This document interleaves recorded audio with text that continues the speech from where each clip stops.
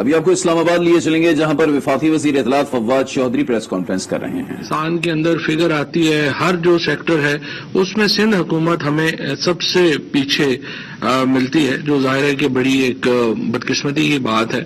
اور اگر یہ معاملہ جو ہے وہ ایسے ہی رہا تو اس کے اوپر جو ہے وہ جو بڑی تشویش پائی جاتی ہے، کیونکہ سندھ ہمارا بہت ہی اہم صوبہ ہے اور ایک بہت بڑی آبادی کا مسکن ہے. تو یہ نہیں ہو سکتا کہ ہم بیٹھ کے صرف جو ہے وہ شکلیں دیکھیں گے. اس لیے سندھ حکومت کو ہم بار بار یہ کہہ رہے ہیں، اور یہ وفاقی حکومت کے اختیارات ہیں کہ وہ صوبوں کو توجہ دلائیں ان کی گورننس کی طرف، اور ہم سندھ حکومت کو ان کی گورننس کی طرف توجہ دلاتے رہتے ہیں. اور اس کا مقصد یہی ہوتا ہے کہ وہ جو سندھ کے عوام ہیں ان کی بہتری کے لیے وہ اقدامات کریں. آج کابینہ کا اجلاس کے آغاز میں ہی وزیر اعظم صاحب کو بتایا گیا کہ جو 23 کے قریب جو پرزنرز ہیں، جو قیدی تھے سعودی عربیہ سے، وہ پاکستان واپس پہنچے ہیں. یہ ان کوششوں کا حصہ ہے وزیر اعظم صاحب کی، جو کہ اب تک میں آپ کو بتانا چاہتا ہوں کہ پوری دنیا سے سینکڑوں قیدی جو ہیں وہ پاکستان واپس پہنچے ہیں. یہ وہ قیدی ہیں جو کہ باہر کے ملکوں میں چھوٹے جرائم میں ملوث تھے. کار ایکسیڈنٹ ہو گیا، جرمانے کے پیسے نہیں تھے تو وہ جیل میں تھے، جب تک آپ دیت نہیں دیتے وہ وہاں پہ جیل میں ہیں. اسی طریقے سے اور مائنر آفینسز میں لوگ تھے.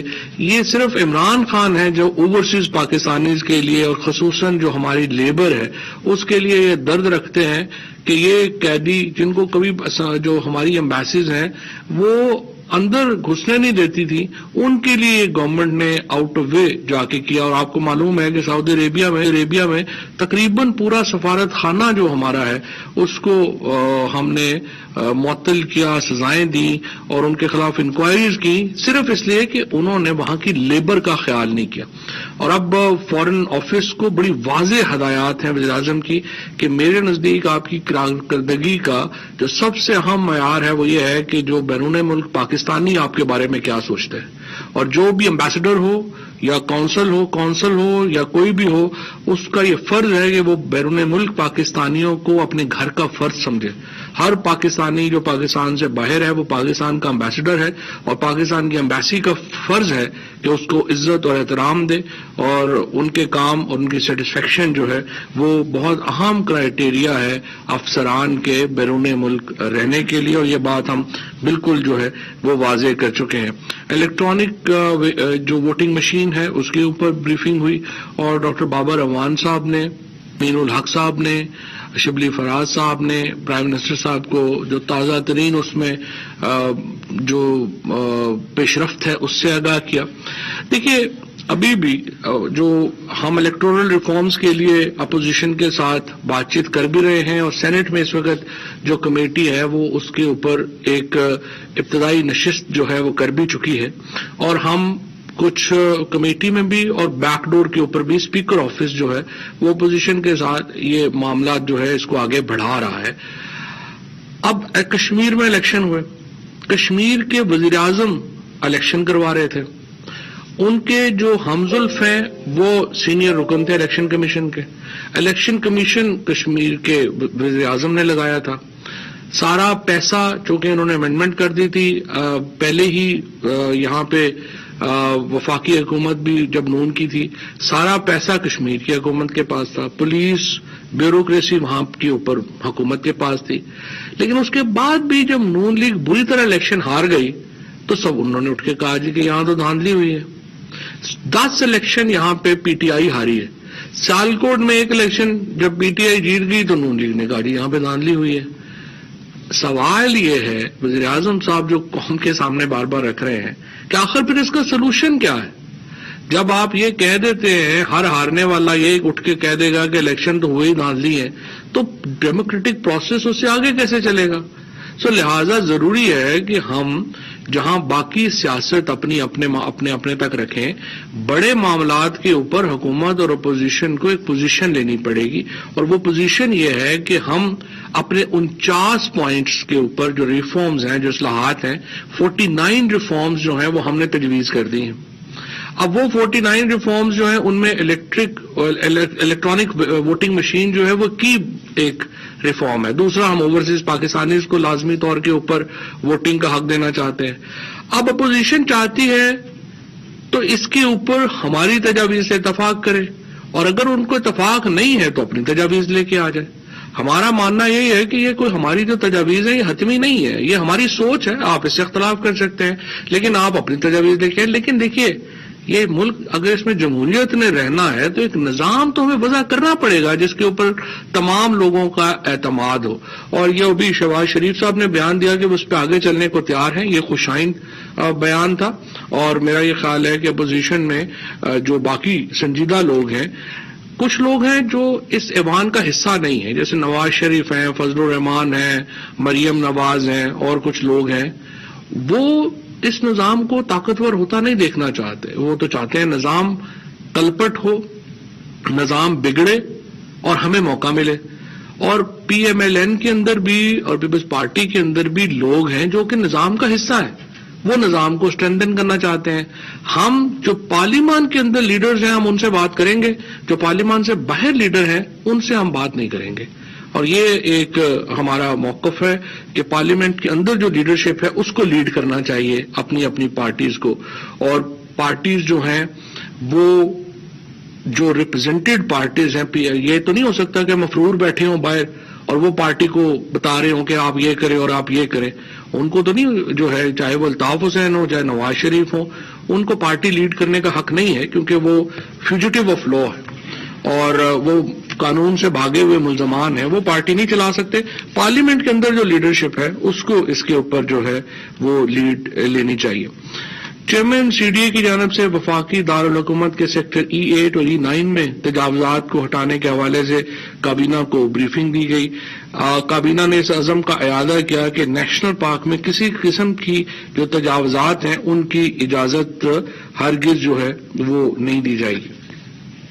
اس میں پرائم منسٹر صاحب نے ایک دفعہ پھر بہت سخت احکامات جاری کیے ہیں کہ اسلام آباد کے اندر جو گرین ایریاز ہیں ان کو ہر صورت پروٹیکٹ کیا جائے گا.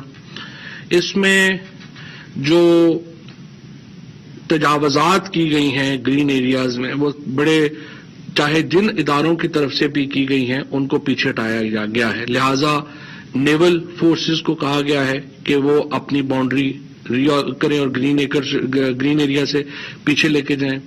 فضائیہ کو کہا گیا ہے کہ وہ اپنے ایریا کو چھوڑیں گے، وہ پیچھے لے کے جائیں گے. سرکاری اداروں نے، خصوصاً اسلام آباد پولیس نے بہت سارے ایریاز کے اندر اپنی چیک پوسٹیں بنائی ہوئی ہیں، ان کو حکم کیا گیا ہے کہ وہ اپنی چیک پوسٹیں ختم کریں گے.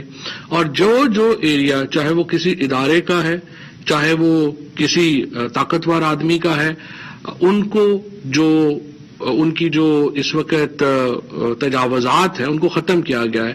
سینٹورس کے میں آپ نے دیکھا سردار تنویر الیاس صاحب جو ہیں وہ ہمارے ابھی الیکٹ ہوئے، ہمارے لیڈر ہیں پی ٹی آئی کشمیر کے، لیکن وہاں پہ بھی ایکشن کیا گیا ہے اور ان کو ختم کیا گیا. طاقتور ترین جو لوگ ہیں ان کے تجاوزات کے خلاف پرائم منسٹر صاحب نے ایکشن کا حکم دیا، اور وہ کسی پریشر کے بغیر جو ہے وہ تجاوزات کے اوپر جو عمل درآمد ہے وہ جاری رہے گا. قبضے ہم نہیں ہونے دیں گے. ہم اسلام آباد کے اندر جو اوریجنل گرین ایریاز ہیں ان کو بحال کر رہے ہیں. منال کے ساتھ آگے پرائم منسٹر صاحب نے جو علی نواز اعوان ہیں ان کو یہ ذمہ داری دی ہے، وہ وہاں پہ جا کے دیکھ رہے ہیں. یہاں کے MNA ہیں، وہاں پہ بھی یہ خبریں آ رہی ہیں کہ نیشنل پارک کے اندر جو ہے وہ کنسٹرکشن ہو رہی ہے، اور اگر ایسا ہوا تو منال کے پیچھے جو اسلام آباد میں نیشنل پارک میں کنسٹرکشن ہے اس کو بھی جو ہے وہ گرا دیا جائے گا. کابینہ نے ایڈمنسٹریٹر ایبنڈنڈ پراپرٹیز آرگنائزیشن اور ڈپٹی ایڈمنسٹریٹر ایبنڈنڈ پراپرٹیز آرگنائزیشن اسلام آباد اور ڈپٹی ایڈمنسٹریٹر کراچی کی تعیناتی کی منظوری دی ہے. محمد سلیم صاحب کو ممبر نیشنل ٹیرف کمیشن تعینات کیا گیا ہے. ممنوعہ اور غیر ممنوعہ اسلحہ لائسنسز کے حوالے سے کابینہ نے ممنوعہ اسلحے کے لائسنس کے اجرا کا اختیار وزیر داخلہ یا سیکرٹری داخلہ، جبکہ غیر ممنوعہ اسلحہ لائسنس کے اجرا کا اختیار وزیر، سیکرٹری وزیر داخلہ یا ایڈیشنل سیکرٹری ایڈمن کو دینے کی تجویز دی ہے. یہ جو اختیار تھا ایک بورڈز کا، یہ جو اختیار تھا یہ پہلے آپ کو معلوم ہے کہ پرائم منسٹر کے صاحب کے پاس تھا، اب یہ اختیار جو ہے وہ وزارت داخلہ کو دے دیا گیا ہے ممنوع اور غیر ممنوع اسلحے کے معاملے کا۔ کابینہ نے امریکی حکومت کی درخواست پر فراڈ کے مقدمے میں مطلوب مجاہد پرویز کو امریکہ کے حوالے کرنے کی منظوری دی ہے۔ مجاہد پرویز پر کرپشن اور قانون شکنی میں ملوث ہونے کے الزامات ہیں۔ ایڈیشنل ڈپٹی کمشنر جی کی جانب سے تحقیقات کے نتیجے میں یہ بات ثابت ہوئی تھی کہ مذکورہ شخص پر قانون شکنی کے الزامات بظاہر حقائق پر مبنی ہیں، اور اس جو تفتیش ہم نے خود کی اس کے نتیجے میں ان کو جو ہے وہ امریکہ ایکسٹراڈائٹ جو ہے وہ کیا گیا ہے۔ آئین کے آرٹیکل 51(3) کے تحت قومی اسمبلی میں مختلف صوبوں کی نشستوں کی تقسیم کے معاملے پر غور کرتے ہوئے فیصلہ کیا گیا کہ چونکہ مردم شماری کے عبوری اور حتمی اعداد و شمار میں کوئی خاص فرق سامنے نہیں آیا، لہذا ان نشستوں کی تقسیم میں رد و بدل کی ضرورت نہیں ہے۔ یہ 24ویں آئینی ترمیم میں طے کیا گیا تھا کہ نشستوں کی مردم شماری کی تقسیم جو ہے وہ 2017 کی عبوری اعداد و شمار کے مطابق ہوگی، اور بعد ازاں 25ویں ترمیم کی روح سے قبائلی علاقوں کا خیبر پختونخوا میں انتظام کیا گیا، اور اس روح سے خیبر پختونخوا کی جو نشستیں ہیں ان میں 6 نشستوں کا اضافہ کیا گیا تھا۔ یہ آرٹیکل 51 میں پروائزو تھا کہ اگر فرق ہوگا تو اس کے مطابق نشستیں تبدیل ہوں گی، لیکن جو اب مردم شماری کے سینسس کے جو نئے فگر سامنے آئے ہیں ان میں جو مردم شماری ہوئی تھی اور جو پروینل آئے ہیں ان میں کوئی خاص فرق نہیں ہے، لہٰذا وہ نشستیں جو ہیں وہ برقرار رہیں گی جو کہ پرانی ہیں۔ محمد جبار خان کو سی ای او پشاور الیکٹرک سپلائی کمپنی تعینات کرنے کی منظوری دی گئی ہے۔